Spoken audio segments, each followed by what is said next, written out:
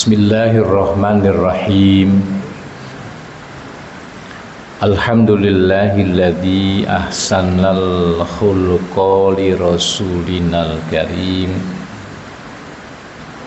Nahmaduhu qad hamdihi wa nashkuruhu qad syukrihi.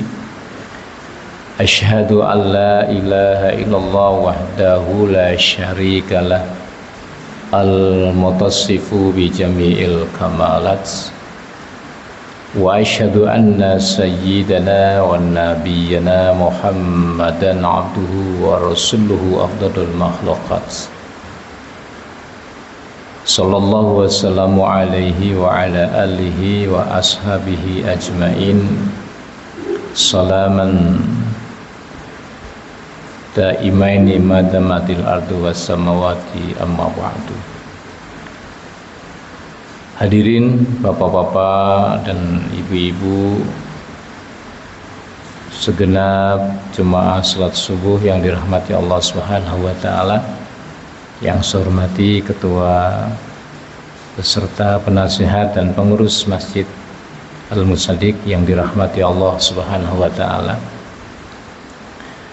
Puji dan syukur marilah sama-sama kita panjatkan kehadirat Allah Subhanahu wa taala yang telah memberikan kepada kita dengan berbagai nikmatnya, sehingga di kesempatan pagi hari ini kita bisa bersama-sama untuk berkumpul bermuajahah dalam rangka meraih ridhonya Allah Subhanahu wa taala. Dan mudah-mudahan apa yang kita laksanakan di pagi hari ini akan mendatangkan kebaikan kita minad dunya ilal akhirah. Amin ya rabbal alamin.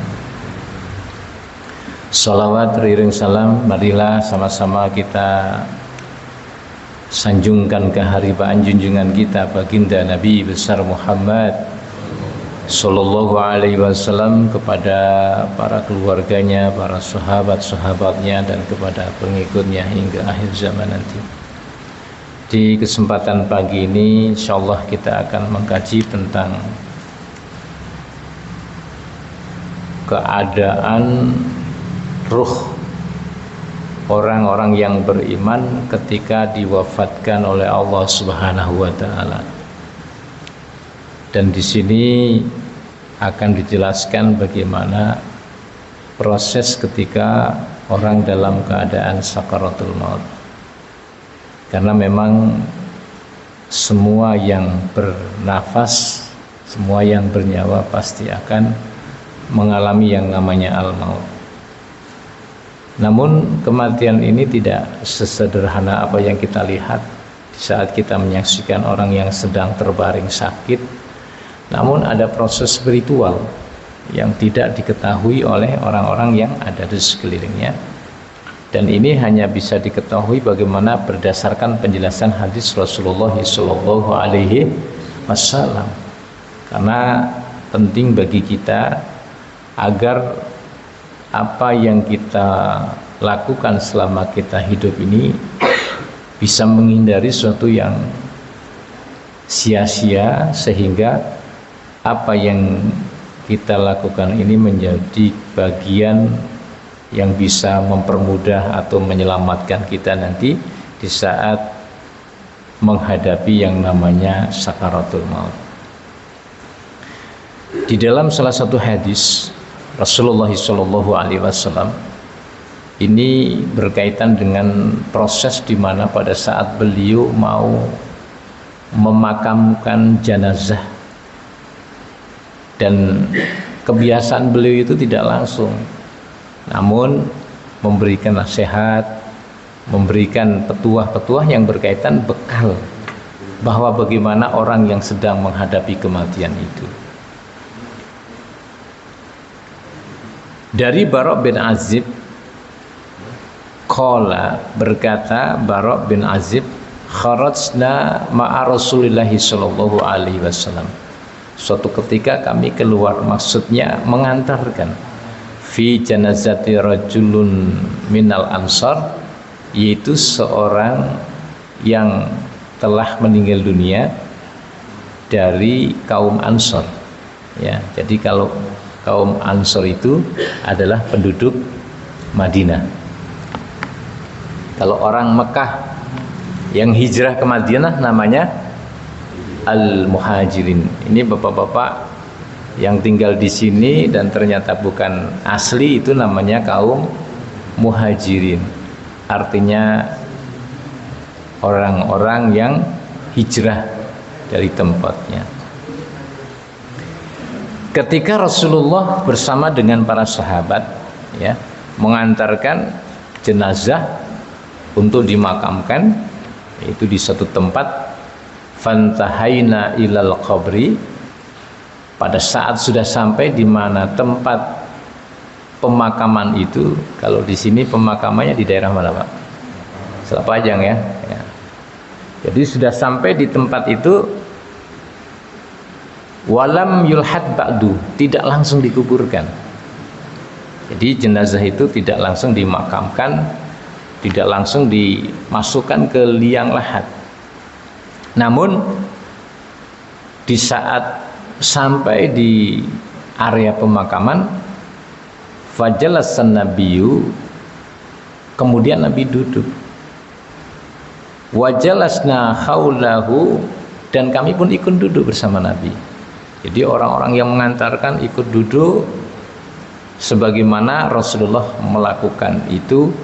Faka'anna ala ru'usina at-tayra, maka seolah-olah di atas kepala kami itu ada burung-burung yang berterbangan. Nah, apa yang dilakukan Rasulullah di saat keadaan demikian?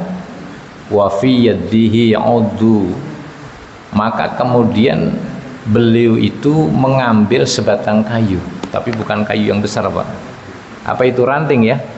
Ranting diambil oleh Nabi Muhammad sallallahu alaihi wasallam, yang gutu bihil ardi, yang kemudian dengan ranting itu digunakan untuk mengorek-orek tanah. Ya, mengorek-orek tanah itu. Bapak kan kalau lagi duduk itu suka iseng ya. Tanah dikorek-korek. Yang dimaksud di sini adalah yahfiru bihil ardi, menggali tanah. Tapi galian yang digunakan sebagai salah satu kiasan, apa namanya ya, iseng ya. Jadi melakukan itu. Nah, setelah kemudian beliau melakukan itu, farafa'a ra'sahu, maka kemudian beliau mengangkat kepalanya, maksudnya itu menghadap kepada para sahabat. Nah, di saat beliau melakukan apa yang telah dijelaskan di dalam hadis ini, waqala, kemudian Nabi Muhammad SAW bersabda, nih sabdanya Nabi, apa? Beliau katakan, ista'idu billahi min adzabil qabri. 3 kali beliau mengatakan itu, Pak. Ista'idu billahi min azabil qabri, ista'idu min adzabil qabri. Di dalam penjelasannya adalah marotaini au salasan, 2-3 kali. Artinya apa? Karena beliau itu ingin memakamkan jenazah, dan jenazah itu akan masukkan di liang lahat. Beliau mengatakan, ista'idu, berlindunglah kamu sekalian, billahi, kepada Allah, min azabil qabri, dari azab kubur yang amat pedih. Maka pernyataan Rasulullah ini adalah mengingatkan kepada kita agar di saat kita berdoa tidak terlepas untuk mengucapkan ini, terutama di akhir sholat kita setelah tahiyatul akhir, wa ala ali sayyidina Ibrahim fil alamin innaka hamidum majid. Di situ kita baca doa, Allahumma inni a'udzubika min adzabil qabri wa min adzabin nari wa min fitnatil masiihid dajjal. Nah, ini adalah minta perlindungan kepada Allah, bahwa ketika Rasulullah mengatakan demikian berarti nyata adanya bahwa siksa kubur itu ada. Ya, Pak ya. Jadi kalau orang sudah berlindung kepada Allah, bukan hanya sekedar doa, kan pasti memperbaiki amaliyahnya.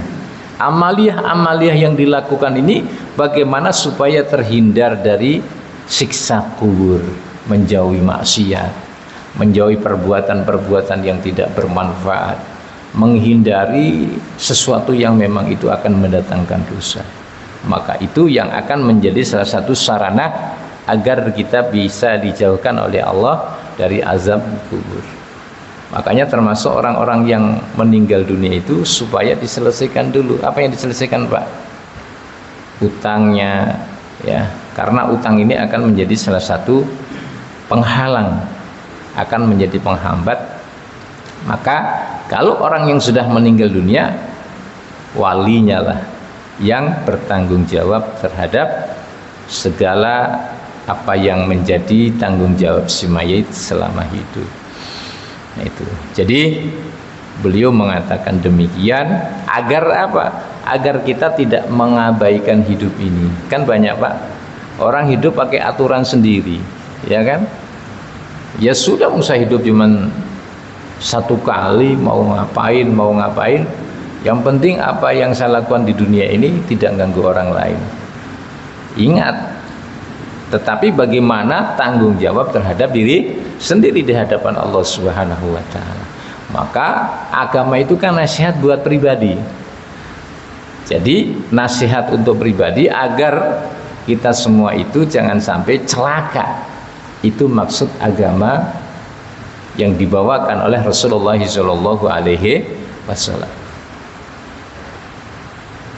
Nah, kemudian beliau mengatakan begini, bagaimana keadaan orang-orang yang beriman, bapak-bapak, ketika dalam keadaan wafat? Maka fummaqal, lalu beliau berucap, innal abdal mu'mina, sesungguhnya hamba yang beriman. Siapa orang yang beriman, Pak? Orang-orang yang mengamalkan apa yang telah diperintahkan oleh Allah Subhanahu wa ta'ala. Ketika orang menjaga terhadap kewajiban sholat 5 waktu, maka ini termasuk orang-orang yang beriman kepada Allah Subhanahu. Ketika mereka menjaga untuk menjauhi terhadap perbuatan-perbuatan maksiat, ini adalah orang yang beriman kepada Allah Subhanahu wa ta'ala. Nah, keimanan ini artinya adalah sesuatu keyakinan yang harus dibuktikan dengan ucapan, yang harus dibuktikan dengan perbuatan, yang harus dikuatkan dengan keyakinan. Itu namanya iman. Maka kategori iman ini, kata Nabi, sesungguhnya orang-orang yang beriman idza kana fi iqbali minal akhirah, ketika akan beranjak pergi menuju akhirat. Itu berarti proses apa, Pak? Sakaratul maut. Ketika orang mau beranjak menuju ke tempat yang namanya akhirat, itu kan proses. Sebenarnya kematian manusia itu cuma jasadnya saja, Pak. Jasad yang tidak bisa bergerak, tetapi secara ruhiyah itu adalah proses di mana kehidupan untuk menuju selanjutnya. Maka di saat manusia akan beranjak menuju ke akhirat, wang kita minad dunya, dan meninggalkan dunia ini, apa jasadnya, ya, maka nazalat ilaihi malaikatun bidun wujuhum, maka akan diturunkan oleh Allah, nih khusus orang yang beriman, Pak. Nazalat ilaihi malaikatun, akan diturunkan oleh Allah malaikat bidun wujuhum, yang wajahnya putih. Wajahnya putih bersih. Ini nanti setiap orang pasti akan mengalami, Pak. Ya. Siapa yang akan mengalami? Ya ini, ketika akan beranjak menuju ke akhirat. Kalau sekarang belum, Pak. Ya.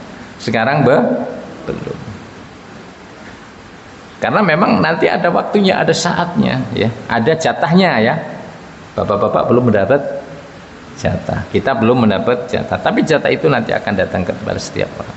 Nah, makanya kita hiasin akhlak kita dengan akhlak yang baik, Pak, ya. Sehingga apa yang dihadirkan oleh Allah nanti adalah malaikatun bidun wujuhum, yang wajahnya putih. Bagaimana gambaran putihnya wajah malaikat yang datang? Kasyamsi, seperti matahari. Bercahaya itu, Pak, bercahaya. Nah, malaikat yang datang itu wa ma'ahum kafnun, membawa kain kafan, ya. Bukan hanya kain kafan saja, jadi yang dibawa adalah kafnun minal jannati wa hanutun minal hanutil jannati, adalah kain kafan minal jannah, yang berasal dari surga. Itu, Pak. Serta hanut, yaitu hanut itu apa, Pak? Serbuk, ya, pewangi, ya. Orang kalau mau meninggal dunia itu di kain kafannya itu kan dikasih kapas, kemudian dikasih hanut tuh yang bermacam-macam aroma, itu hanut namanya. Nah, malaikat itu mempersiapkan kain kafan, mempersiapkan hanut, ya, dan ini semua berasal dari surga. Nah, kemudian fayajlisuna maddal basari, maka kemudian mereka duduk. Malaikat itu duduk, Pak. Jadi banyak rombongannya nih, Pak. Ya, summa yaji'u malakul mauti, maka kemudian datang salah satu malaikat, yaitu malaikatul mauti, malakul mauti. Siapa malaikat maut? Israel. Malaikat yang mencabut nyawa adalah malaikat Israel. Dia akan datang. Nah itu, Pak, itu didatangi, nanti prosesnya seperti itu, Pak. Jadi kain kafan ini nanti dipersiapkan. Cuman kalau kita di dunia ini kain kafan, yang mengkafanin siapa, Pak? Amil. Keluarganya. Kain kafannya dari mana? Dari pasar anyar. Biayanya dari mana? Fardu kifayah itu. Tapi malaikat juga mempersiapkan kain kafan yang akan digunakan untuk membungkus ruhnya. Itu, Pak, ya. Jadi bukan hanya saja jasadnya saja, Pak, yang dibungkus. Nah, kemudian malaikat itu datang hatta yajlisu 'inda ra'sihi, duduklah malaikat di samping kepalanya. Kepala siapa? Orang yang mau meninggal dunia, mau yang ada di ICU, mau ada yang dirubung orang-orang, tapi kita nggak melihat. Dia duduk di samping kepalanya, maka disunahkan di sana ketika orang mau dalam keadaan wafat supaya ditalkinkan, diajarkan dengan kalimat-kalimat tauhid la ilaha illallah, supaya dibacakan Quran, ya. Kenapa? Agar mendapatkan rahmat dan kemudahan dari Allah Subhanahu wa ta'ala. Nah, itu malaikat. Siapa tadi? Malaikat Israel. Mereka datang sebagaimana wajahnya putih kasyamsi, seperti matahari. Itu. Makanya orang-orang yang beriman, kematian itu adalah istirahat, Pak, ya, kenikmatan, ya. Tapi orang yang beriman yang membawa bekal amal yang bagus. Nah, ketika malaikat itu duduk di samping kepalanya orang yang mau meninggal dunia, fayaqulu, maka malaikat itu mengatakan apa yang dikatakan malaikat kepada orang yang dalam keadaan sakaratul maut tadi? Ayyatuhan nafsul mutmainah, wahai jiwa yang saleh, wahai jiwa yang tenang, wahai jiwa yang baik. Apa kata malaikat? Ukhruji ila magfiratillahi wa ridwanihi, keluarlah ila magfiratillahi, kepada ampunan Allah Subhanahu wa ta'ala, wa ridwanihi, dan keriduannya. Masya Allah, Pak. Orang kalau dalam keadaan sakaratul maut kemudian didoakan oleh malaikat, maka kemudian dia mendapatkan satu informasi, diampuni dosa-dosanya oleh Allah serta menuju ridhonya Allah Subhanahu wa ta'ala. Insya Allah ini dijamin adalah husnul khatimah. Makanya ketika ada orang yang meninggal dunia, Bapak-bapak, kita takziah, berdoa, memberikan kesaksian yang baik, ya, yang baik. Kenapa? Ketika ada tetangganya kemudian orang ini baik, diperkuat kebaikannya itu dengan doa, wajiblah dia untuk mendapatkan ampunan dari Allah Subhanahu.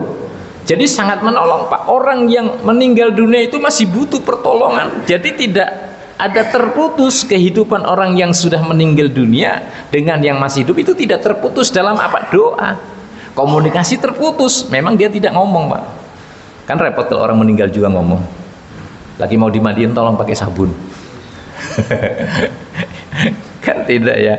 Tapi komunikasi dari satu arah, Pak, dengan apa? Doa. Allahumma gfir lahu, ya. Yang istri ketika suaminya meninggal dunia, boleh mandikan, Bu? Boleh. Jangan takut. Ini kadang-kadang ada orang meninggal dunia takut, tidur di kamarnya nggak berani. Emang kenapa urusannya? Takut bangun lagi tidur di sampingnya. Ya, Pak, ya. Jadi urus dengan sebaik-baiknya. Kenapa? Karena orang yang hidup ini akan menjadi pengantar, akan menjadi salah satu pendorong, ya, terhadap jenazah ini, bagaimana supaya mendapatkan kebaikan-kebaikan di sisi Allah Subhanahu wa ta'ala. Jadi begitu Pak ya. Jadi malaikat mengatakan, ayatuhan nafsul mutmainah, wahai jiwa yang tenang. Enak nggak kira-kira begitu Pak? Enak. Misalnya ada seorang istri manggil bapak, manggil suaminya dengan panggilan, Pak sini dong. Bapak sudah ngopi belum? Kira-kira hati bapak adem nggak? Adem. Bapak juga manggil ibunya, Bu sini Bu. Kenapa Pak? Ini ada duit 1 gepok. Adem nggak hatinya Bu? Adem. 1 gepok tapi ribuan semua. Jadi ketika malaikat memanggil dengan panggilan ayatuhan nafsul mutmainnah, kan panggilan yang indah. Wahai jiwa yang tenang, wahai jiwa yang bagus. Enak kan? Hatinya adem. Tapi bagaimana dengan panggilan bentakan kira-kira Pak? Ya misalnya manggilnya keras, ini ada anak kita dipanggil keras, hei sini Tom, kaget dia, mau diapain saya kan? Tapi dengan panggilan yang lembut, ayyatuhan nafsul mutmainnah, ukhruji ila magfiratillahi, keluarlah kamu bersama dengan ampunan Allah Subhanahu wa taala. Nah, bagaimana proses keluarnya ruh itu Bapak-bapak, orang-orang yang beriman kepada Allah? Maka di sini dijelaskan, fatahruju watasilu kama tasilul qatrati minasaqai. Maka Nabi mengatakan sebagaimana beliau bersabda, fatahruju, maka ruh itu akan keluar seperti mengalirnya aliran tetesan, kama tasilul qatrati minasaqa, tetesan yang keluar dari wadahnya. Bagaimana Pak? Ketika kita ada air minum, kemudian dibuka minumnya ini, ya kan? Keluar. Ya. Jadi keluarnya ruh orang-orang yang beriman kepada Allah Subhanahu wa taala itu sebagaimana seperti mengalirnya tetesan air dari wadahnya. Gampang kan? Gampang. Kan ada pipa ya. Pipa yang sudah mampet itu airnya keluar susah nggak? Tempat wudhu itu nggak keluar-keluar, dikorek-korek itu kadang. Nah, tetapi digambarkan oleh Nabi, orang-orang yang beriman kepada Allah Subhanahu wa taala itu keluarnya sebagaimana seperti tetesan air yang keluar dari wadahnya. Kan lama-lama habis itu. Nah, itu adalah bagaimana keluarnya ruh. Maka bagaimana ketika roh ini sudah keluar dari jasadnya, maka fayakhudunaha, dibawalah roh itu, diambillah roh itu, fala yad'unaha fi kaffihi tarfata ainin, sehingga tidak dibiarkan terlepas sekejap mata pun dari pengawasan malaikat itu, hatta yakhuduha fi dzalikal kafni, sehingga ruh yang keluar itu dibawa dan diambil di satu kayak tempat yang namanya kain kafan, dikafanin Pak. Nah, wal hanud, dan diberikan wangi-wangian sehingga fayakhruju minha ka'adyabi nafhati miskin, sebagaimana ruh ini kemudian ka'adyabi, keluar bau wangi sebagai bau wanginya minyak misi. Minyak misi itu minyak yang paling wangi Pak. Ini kalau kita beli minyak wangi yang paling mahal harganya berapa ini Mas Sukron? Ini minyak wangi yang paling mahal berapa harganya kira-kira? 1 juta. Ya, saya pakai minyak wangi yang 15.000. 10 menit hilang baunya. Nah, ternyata ruh ini membawa bau yang sangat wangi, di mana diletakkan di kain kafan, dibawa oleh malaikat. Ini Pak. Dan minyak wangi ini adalah minyak yang paling wangi di muka bumi ini. Fayas'iduna biha, maka kemudian dibawalah naik itu ruh, ya, dibawa naik ruh Pak. Maka ruh itu dibawa naik, fala yamuruna biha, maka tidak ada yang lewat dengan ruh itu ala mala'in minal malaikati, dari kelompok malaikat. Jadi ketika ruh dibawa itu ada kelompok-kelompok malaikat Pak, melewati kelompok malaikat, barisan-barisan malaikat. Nah, kemudian ilaqalu, malaikat itu bertanya. Apa pertanyaan malaikat terhadap malaikat yang membawa ruh itu? Mahadhi ruhu at-thayyibatu, ruh siapa ini bagus amat gitu. Gitu Pak. Jadi ruh ini dibawa oleh malaikat, melewati di situ malaikat-malaikat, sekelompok-kelompok malaikat yang mereka ada. Fayaqulu ruhu fulan bin fulan, ini adalah ruhnya fulan bin fulan. Namanya siapa? Misalnya namanya Paijo bin sekian. Makanya bapak-bapak, kenapa kita harus punya nama? Karena di sana juga ada sebutan nama.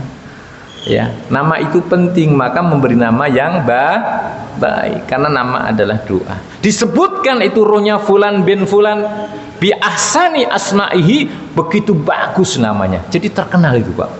Makanya ulama-ulama soleh, ya, itu di samping di dunianya bagaimana banyak sekali orang-orang yang mendoakan, di langitnya, di kehidupan perjalanan spiritual ruhnya itu, malaikat mereka akan mengatakan, mereka akan menyanjung-nyanjung terhadap orang-orang yang berbuat baik itu.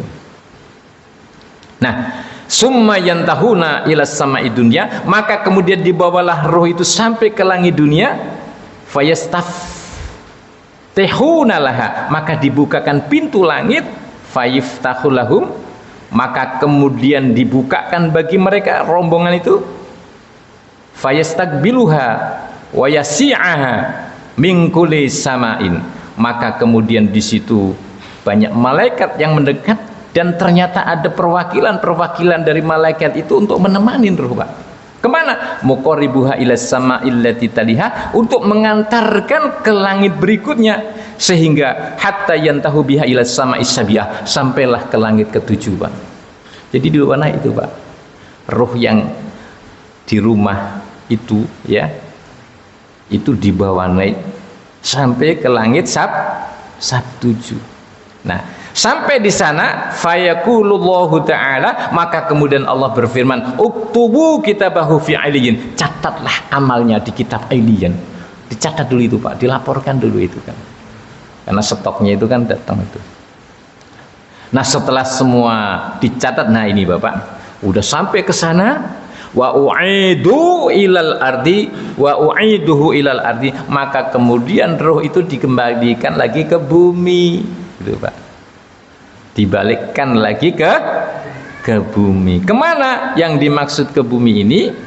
Ada kata Allah, minha khalaqtuhum wa fiha u'iduhum wa minha ukhrijuhum taratan ukhra, dan daripadanya lah aku ciptakan mereka, dan daripadanya aku kembalikan mereka, ya, kembalikan ke bumi lagi, Pak. Kemudian wa minha ukhrijuhum taratan ukhra, dan daripadanya akan aku keluarkan nanti di hati yang lain, di hari kiamat.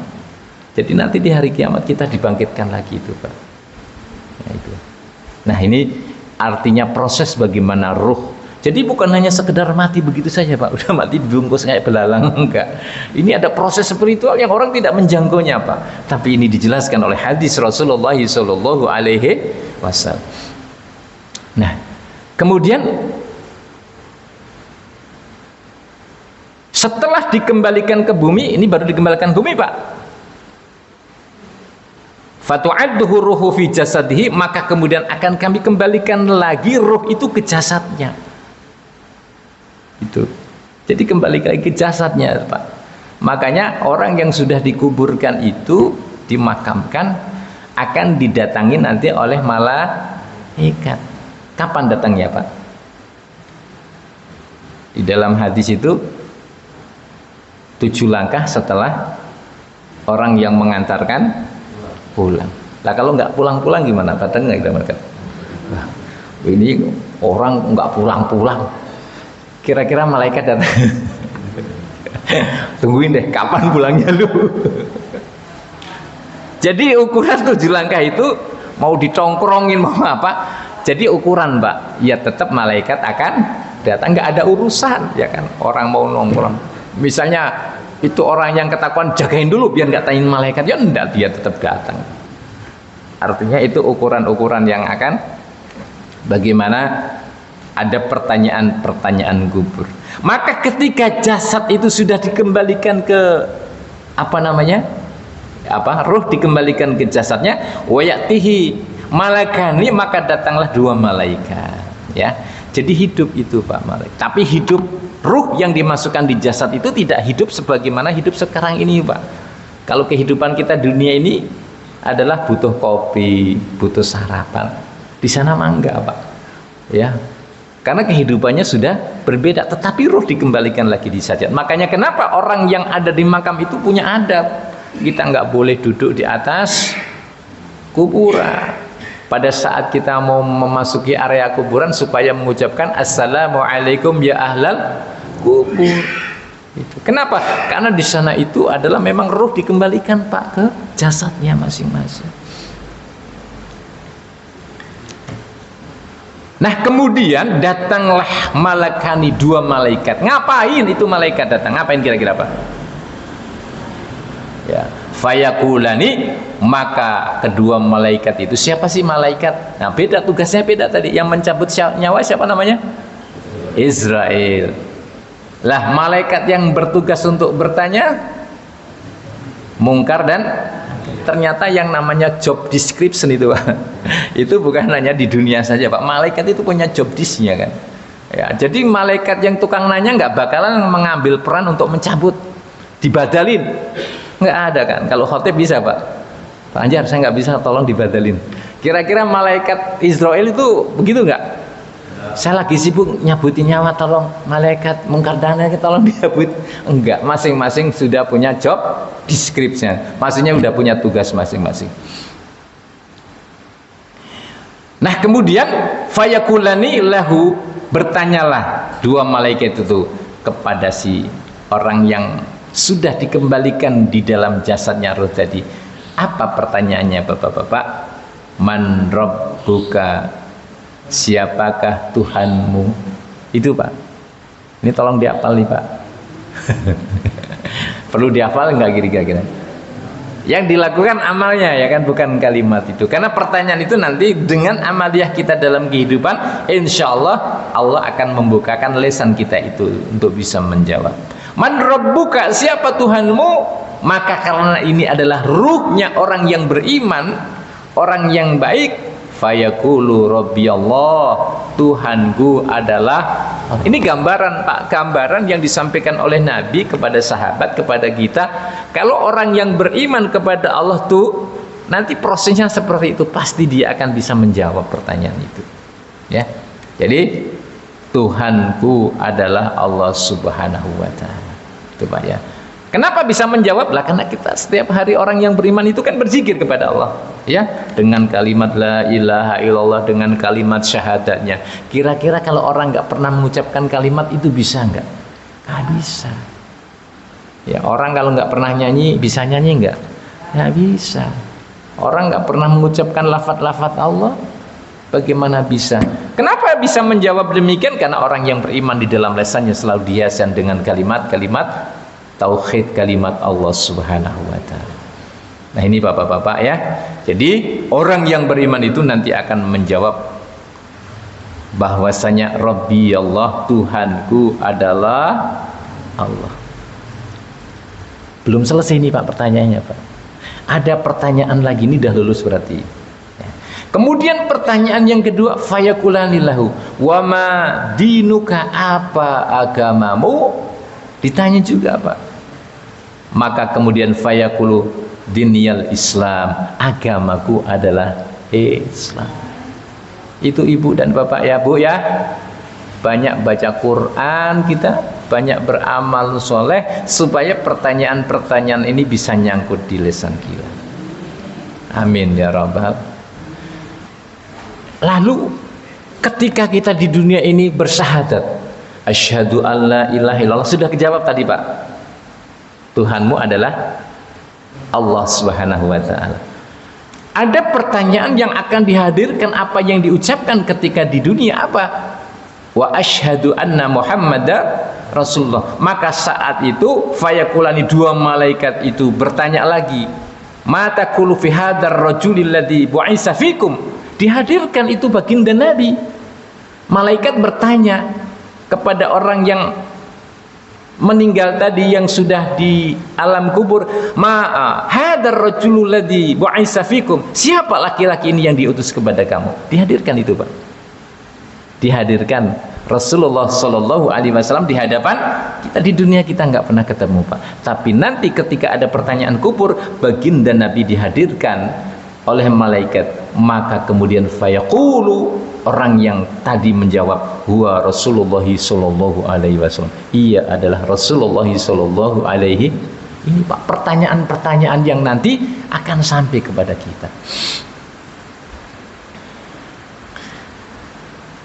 Nah kemudian ditanya lagi nih Pak, fayakulanillahu wa ma ilmuka, apa ilmumu, apa yang kamu amalkan? Fayakulu qara'tu kitaballahi ta'ala wa amantu bihi wa sadaqtuhu, maka aku mengamalkan, aku membaca ilmu yang namanya Al-Qur'anul Karim.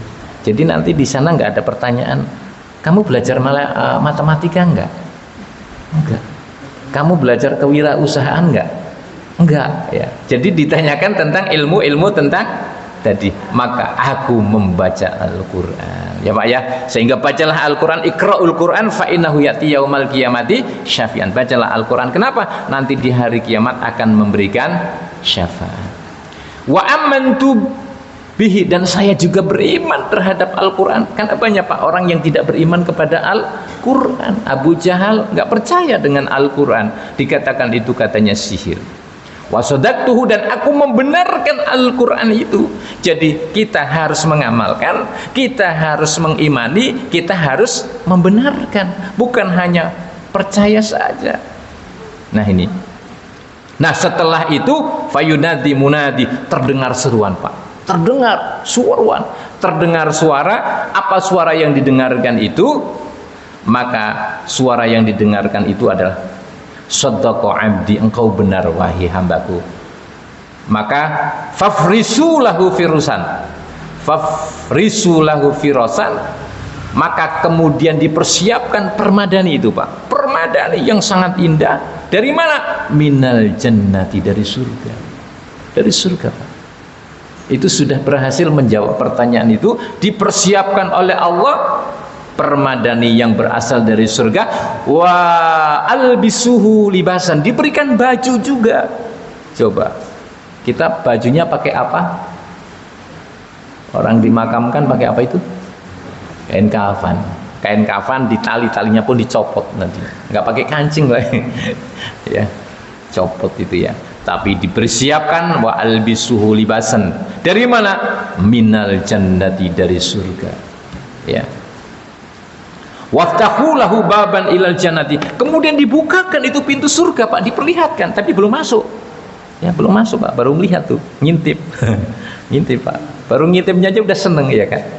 Nah ketika dibukakan apa surga itu, ya'tihi min raiha wa taybiha, maka semerbak harum mewangi keluar, tercium ya, baunya sangat wangi sekali itu ya, baunya wangi sekali. Lalu kemudian diluaskan fi qabrihi, kuburannya madza basarhi, sepanjang pandangan mata kita. Jadi ukuran rumah kita itu berapa Pak setelah mati? 1 kali 2. Ada nggak di sini yang kuburannya saya kepengen pesen 2 kali 3? 2 kali 3 Pak Tanur. Kan ada kuburan gede-gede ada Pak ya. Kuburan itu nggak pengaruh mau 1 kali 2, 2 kali 3, yang penting cukup untuk badan. Karena eksistensi di situ, kemudian orang yang beriman itu kuburannya akan diluaskan sepanjang pandangan mata memandang. Wah luar biasa Pak ya. Berarti nggak sempit lagi itu Pak ya. Jadi tidak ukuran RSSS, rumah sangat sederhana, selonjor saja susah ya. Jadi diluaskan kuburan itu. Wayatihi, nah kemudian datanglah ibu dan bapak, rajulun hasanul wajhi, seorang laki-laki yang wajahnya sangat cakep, sangat ganteng ya. Tapi laki-laki ini jangan salah prasangka Pak, jangan jatuh cinta dengan laki-laki ini. Siapakah laki-laki ini? Ternyata baunya wangi ya. Fayaqulu lahu, laki-laki tadi mengatakan absir billadzi yusirruka. Jadi beliau orang tadi memberitakan, berbahagialah dengan apa yang telah ada berita hada yaumukal ladzi, di hari ini kuntu tu'adun, ya, sebagaimana yang dijanjikan dengannya. Jadi mengabarkan bahwasanya laki-laki tadi itu memberikan kabar gembira, inilah kebahagiaan yang telah yang telah diberikan kepadamu. Lalu bertanya yang orang tadi, man anta, siapa kamu? Siapa kamu ini sebenarnya? Kok ngomong seperti itu? Fayaqulu ana amaluka sholih, saya adalah amal soleh kamu, Pak. Jadi amal soleh orang-orang itu nanti di akhirat akan menjadi teman dan memberikan berita gembira tentang apa yang dikatakan tadi. Maka kemudian orang yang tadi diberikan pertanyaan tadi, Rabbi aqimis saah, ya Allah segerakanlah datangkan kepada kami hari kiamat. Saya kepengin ketemu dengan orang-orang yang saya cintai, saya kepengin ketemu dengan pembantu-pembantu saya yang begitu setia. Jadi orang yang tadi didatangin dua malaikat itu, didatangin laki-laki yang ternyata amal soleh, begitu indahnya dengan bayangan serta gambaran surga, dia kepengin Pak buru-buru segera didatangkan hari kiamat. Jadi di kuburan sono Pak, orang-orang soleh itu kepengin cepet-cepet datang hari, sementara yang di dunia kepengin kiamatnya nanti dah. Masih belum tercapai dunia ini, alamnya sudah beda. Lah ini Pak ya, proses bagaimana orang-orang yang soleh ketika menghadapi keadaan sakaratul maut, maka yang akan diberikan oleh Allah Subhanahu wa ta'ala kepada kita orang yang beriman, maksudnya adalah hal-hal yang sifatnya baik. Nah ternyata kan orang yang meninggal dunia sakaratul maut itu ketika dicabut ruhnya itu kan sakit sekali Pak, bahkan 300 kali sebagaimana orang yang disembelih. Nah merasakan sakit atau tidak ketika diambil ruhnya orang yang beriman kepada Allah Subhanahu wa ta'ala? Sakit itu pasti iya, cuman rasa sakit itu kadang-kadang bisa hilang, betul nggak Pak? Orang mau dioperasi Pak, ini ibu-ibu yang sesar atau yang dioperasi, kalau misalnya nggak dikasih apa itu namanya bius, kira-kira jerit-jerit nggak? Hah? Jonglon-jonglon kalau begitu, teriak-teriak bisa kan? Sakitnya minta ampun. Tapi ketika dibius gimana kira-kira? Dibedah, ya, bahkan di situ sambil nyetelin musik. Tapi nanti kalau biusnya udah hilang gimana kira-kira? Ya sakit. Nah orang yang meninggal dunia memiliki rasa yang sama, tapi karena rahmat Allahnya lah, amaliyah inilah yang kemudian akan mampu menahan rasa sakitnya, bisa jadi hilang. Ini ditunjukkan oleh Ali bin Abi Thalib ketika sedang sholat, dia dibunuh, ditombak, tapi selesai menyelesaikan sholatnya. Apa rasa sakit itu akan bisa hilang dengan kekuatan, ya, keimanan yang sangat luar biasa. Nah, ini adalah apa? Karena di sini dikatakan oleh malaikat, ukhruji ila magfiratillahi wa ridwanihi, kembalilah, keluarlah kamu kepada ampunan Allah dan keridhaannya. Inilah yang akan bisa menjadikan penahan rasa sakit itu, Pak. Nah ini mudah-mudahan bisa menjadikan pelajaran bagi kita Bapak-bapak ya. Amal soleh kita ternyata Pak nanti akan datang hadir di saat orang tersebut menghadapi pertanyaan malaikat mungkar dan nangkir. Setelah itu dia akan memberikan informasi tentang berita gembira yang diberikan kepada orang tersebut, sehingga yang akan menemani nanti adalah bukan harta kekayaan yang kita miliki sekarang, tetapi kekayaan itu akan menjadi teman kita. Istri akan menjadi teman kita, anak-anak akan menjadi teman kita ketika itu dalam kebaikan-kebaikan.